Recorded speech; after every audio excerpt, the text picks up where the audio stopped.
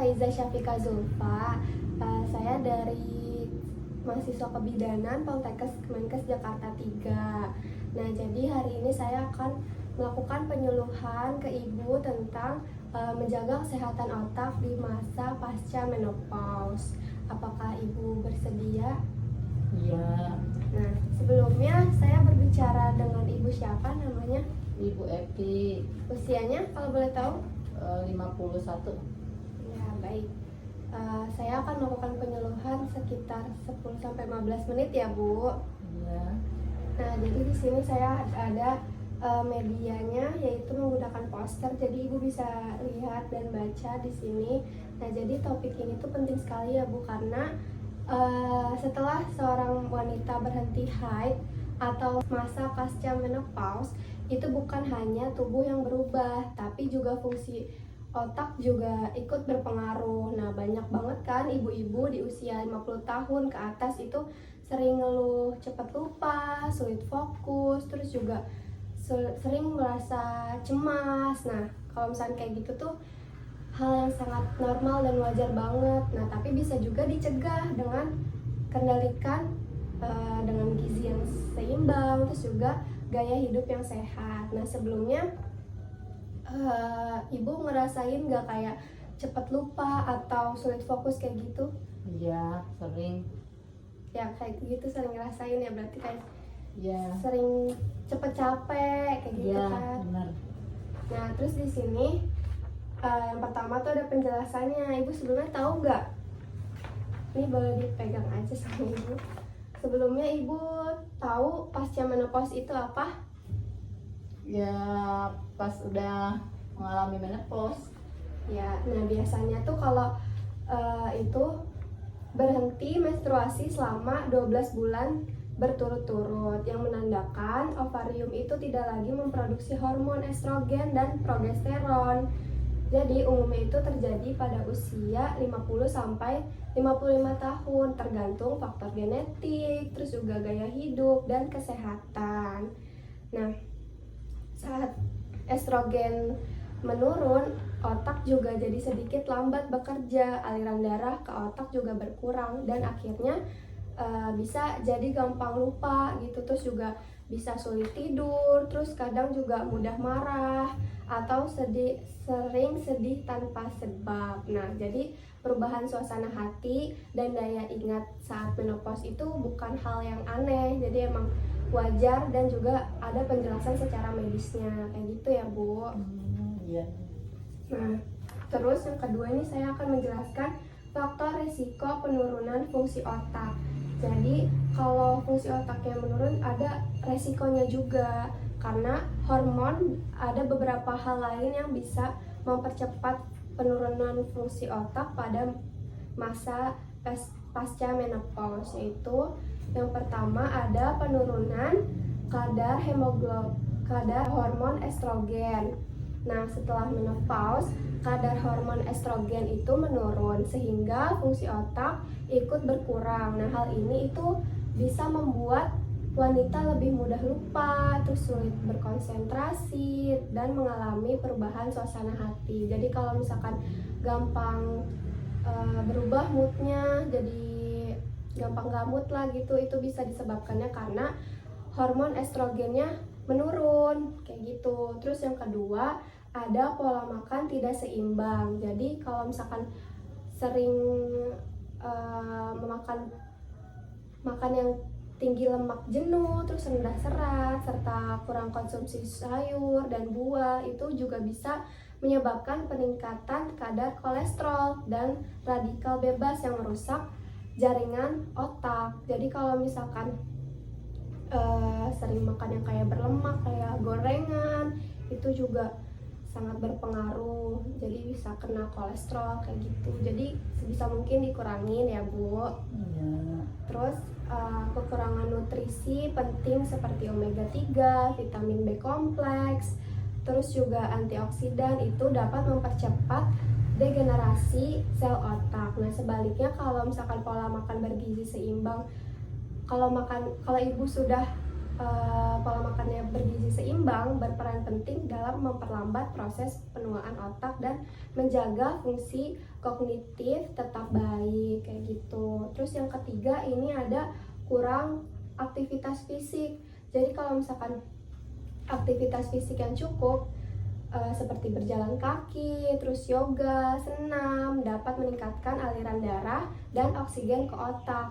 Jadi kalau misalkan aktivitas fisiknya kurang, itu bisa menyebabkan sirkulasi darah ke otak itu menurun, sehingga pasokan nutrisi terus dan oksigen yang dibutuhkan otak itu jadi nggak optimal. Jadi kalau misalkan kurang aktivitas fisik juga kurang bagus gitu, bisa dilakuin kayak jalan kaki juga nggak apa-apa, terus senam seminggu sekali juga itu udah bagus. Terus yang keempat di sini ada kurang tidur dan stres kronis. Jadi kalau misalnya tidur itu penting banget buat memulihkan sel-sel otak. Kalau sering kurang tidur, otak tidak punya waktu untuk memperbaiki dirinya. Dan juga stres.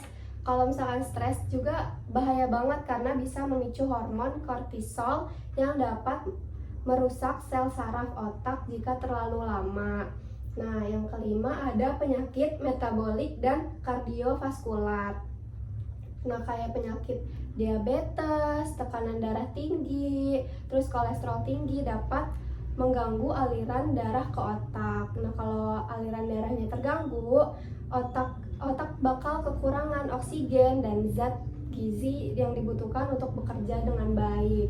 Nah, akibatnya fungsi otak itu bisa menurun, Bu, kalau misalkan ada penyakit diabetes kayak gitu. Terus juga karena itu penting buat ngejaga kadar gula, tekanan darah, dan kolesterol tetap normal agar kesehatan otak tetap terpelihara.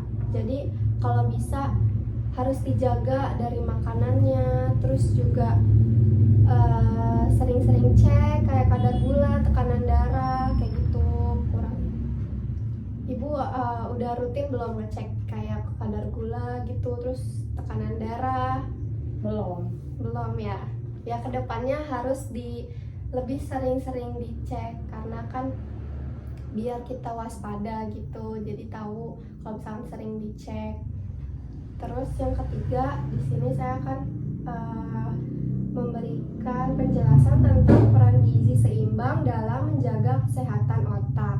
Nah, jadi gizi seimbang sangat penting untuk menjaga otak tetap berfungsi dengan baik, Bu. Kalau misalkan jadi bukan makan sehat aja yang menyehatkan tubuh, tapi juga nutrisi otak supaya tetap tajam dan kuat. Nah, ada beberapa zat gizi penting yang paling dibutuhin banget sama tubuh, sama otak. Nah, yang pertama ini ada asam lemak omega 3. Nah, ini tuh membantu memperkuat hubungan antar sel saraf dan memperbaiki daya ingat. Sumbernya itu ada di ikan laut seperti tuna, terus sarden, salmon, terus juga ada kacang kenari dan telur omega 3. Nah, Ibu bisa coba makan ikan minimal 2 kali seminggu. Ibu udah sering makan ikan nggak kalau di rumah? Ya, tiap hari kalau ikan.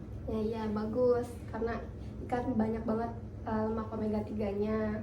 Terus yang kedua ada vitamin B kompleks kayak B6, B12, dan asam folat. Nah, vitamin ini buat membantu kerja saraf dan memperbaiki suasana hati. Kalau tubuh kekurangan vitamin B kompleks, otak jadi cepat lelah, terus juga sulit fokus. Nah, sumbernya itu bisa didapat dari hati ayam, ikan, telur, terus juga sayur-sayuran hijau seperti bayam kayak gitu. Jadi kalau misalkan ibu lagi ngerasa cepat capek atau sulit fokus, itu bisa didapatnya dari vitamin B.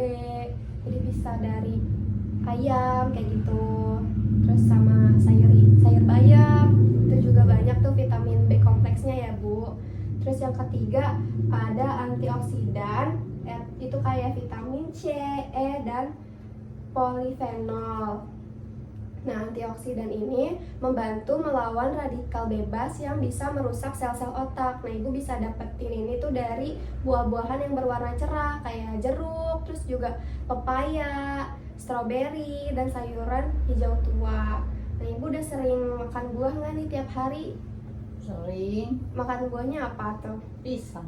Nah, bisa juga dari pisang, terus juga pepaya. Kalau pepaya kan bisa bikin lancar ya. Apa sih kalau itu? Pencernaan. Pencernaannya. Nah, iya, pencernaannya lancar.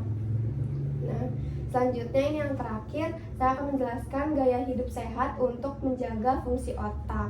Nah, selain makanan, gaya hidup sehat juga berpengaruh banget buat kesehatan otak, karena beberapa kebiasaan sehat yang bisa dilakukan itu ada yang pertama, rutin olahraga. Jadi olahraga ringan kayak tadi yang saya bilang, jalan kaki aja gitu, jalan kaki pagi atau senam selama 30 menit per hari. Nah, Per hari. iya, kalau misalkan bisa sih rutin tiap hari, tapi kalau misalkan sibuk ya udah seminggu sekali lah, atau seminggu 2 kali itu bisa dilakukan. Kalau enggak kayak aktivitas sehari-hari juga kan pasti banyak gerak kan, kayak jalan kemana, itu juga udah termasuk sih rutin berolahraga.